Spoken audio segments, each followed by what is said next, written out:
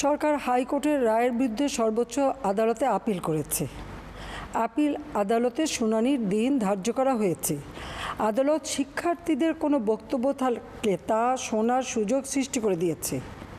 এই আইনি প্রক্রিয়ার মাধ্যমে সমস্যা সমাধানের সুযোগ রয়েছে। এই আইন প্রক্রিয়া সমাধানের সুযোগ থাকা সত্ত্বেও রাস্তায় আন্দোলনে নেমে দুষ্কৃতিকারীদের সংঘাতের সুযোগ করে দেবেন না।